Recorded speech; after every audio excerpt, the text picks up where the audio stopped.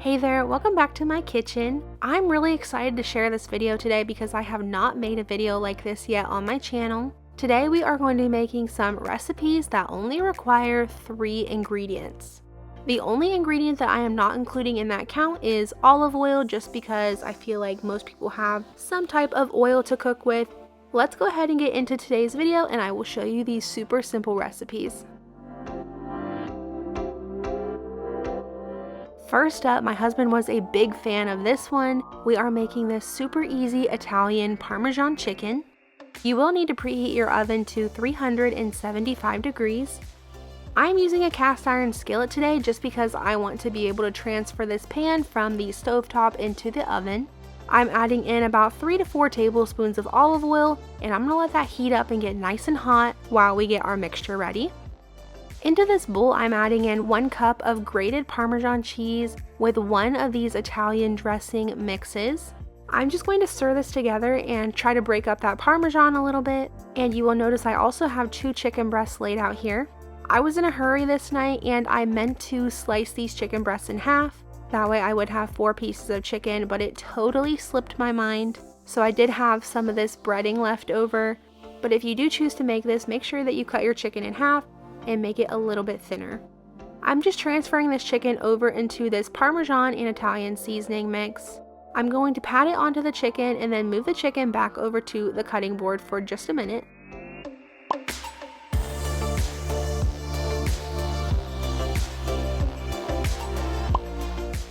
Like I said, I did not include oil in my recipe count just because, like I said, most people probably have some type of oil or butter in their home.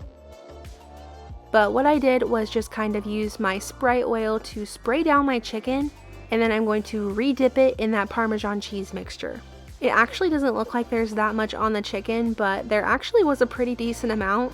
I am just going to take that chicken straight over to my cast iron skillet now, and then just add it straight in there.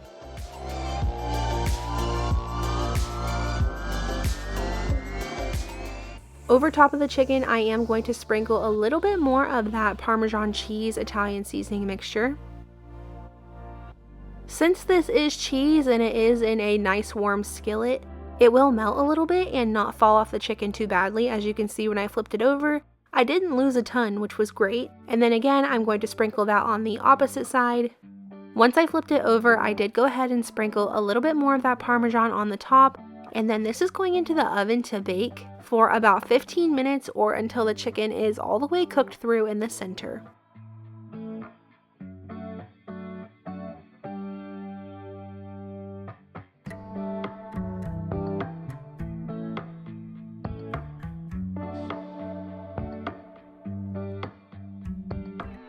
As you can see, that Parmesan cheese browned up very nicely in the oven. And then this is what it looked like on my plate. I did just make a Knorr packet. I think those were the Parmesan noodles and some Italian style green beans with this. This dinner was still extremely simple, but that chicken had so much flavor. It was really good, and my husband told me to add it to our rotation. This chicken is just so simple and takes hardly any time at all.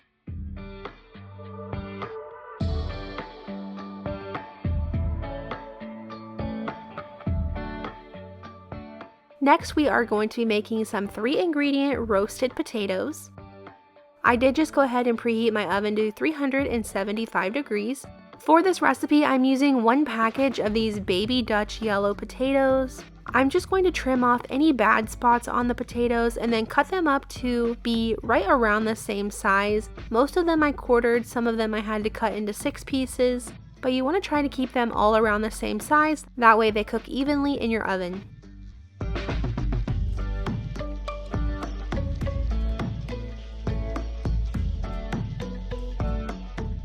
Once I got those cut up, I gave them a really good wash and then I added them into a bowl.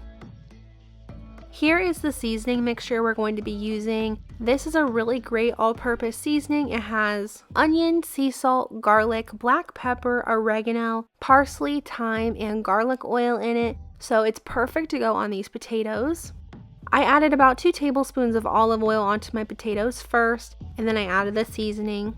I probably added about 2 tablespoons, maybe a little bit more than that. You definitely want to make sure you get plenty of seasoning on here because potatoes really do need a lot of seasoning.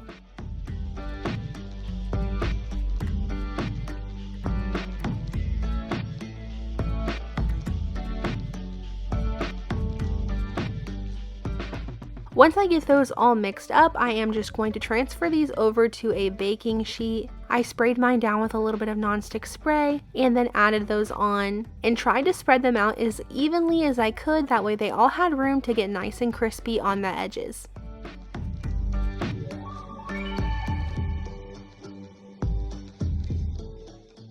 These went in my oven to bake for about 15 minutes before I pulled them out. I did just go ahead and give them a good mix around, that way the other side could get crispy as well, and then they went back in the oven for 15 more minutes. If your potatoes are sticking really bad at this point, go ahead and just add a little bit more olive oil and then they should be fine.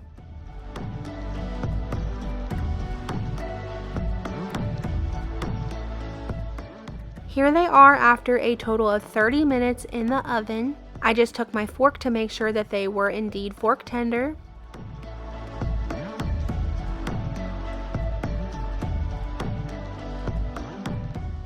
So you can go ahead and taste them now. I actually sprinkled a little bit more of that seasoning over the top once they were done, and that really finished them off nicely. But these turn out super good with just that one seasoning. It's a great all-purpose seasoning. These potatoes all got nice and crispy on the edges, and they were perfect with this meal.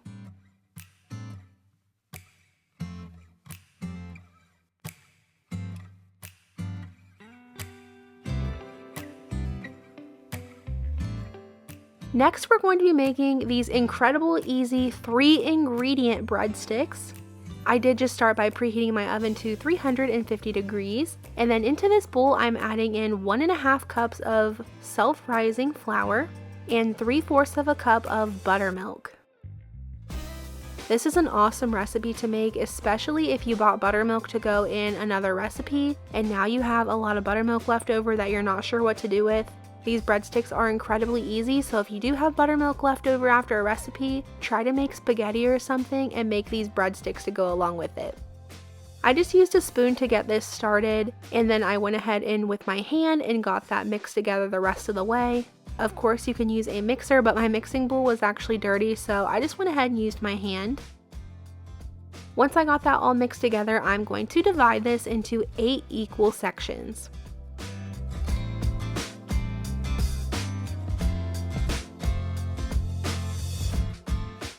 Once divided, you can go ahead and just roll each one of those to about 8 inches long. Once you set it on your baking sheet, it will kind of shrink up a little bit. That's fine. Just try to get them about 8 inches to start. I'm using parchment paper to bake these. I think that works better than spraying your pan down with nonstick spray. The bottoms don't get too dark if you use parchment paper, and they don't stick at all. And parchment paper just makes it easier to clean up in the end. Make sure that when you add them onto your baking sheet that you give them all room, that way they can get a little bit bigger in the oven and not stick to each other.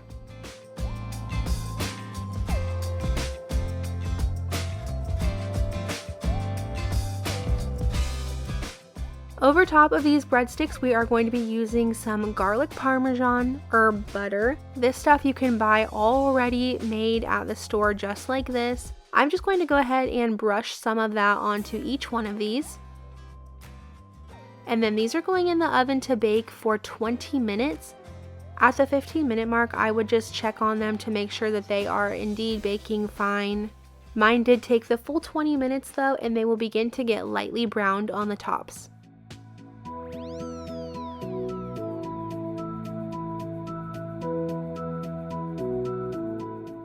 Here are my breadsticks coming out of the oven. As you can see, they got a little bit bigger, but they are not massive breadsticks.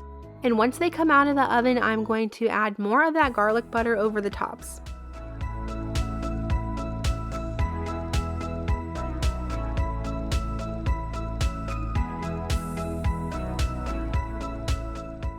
Like I said, this is a great way to use up extra buttermilk. I've bought buttermilk before for a recipe and then I had no idea what to do with the rest of it. So this is a great use up what you have kind of recipe in the fridge. The inside of them actually kind of reminds me of Olive Garden breadsticks, but they are super simple. They're honestly the perfect size and they are so soft.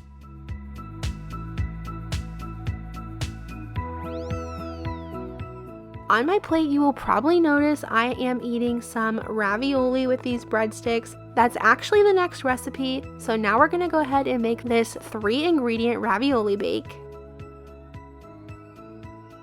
I just started by preheating my oven to 375 degrees for this recipe. Into the bottom of my 8x8 baking dish, I am just adding a little bit of spaghetti sauce. Any kind will do, just use your favorite.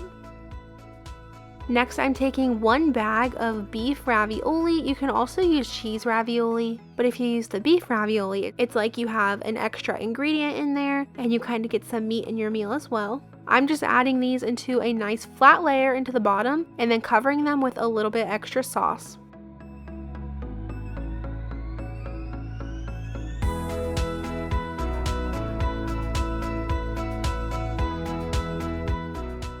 Now you'll just want to add about half a cup of shredded mozzarella cheese, and then over the top of that you're going to add another layer of that ravioli, followed by a little bit more sauce, another half cup of mozzarella cheese, another layer of ravioli, and then over top of that you'll add the rest of the sauce, and you will also finish off your mozzarella cheese bag by adding the last 1 cup of cheese in the bag.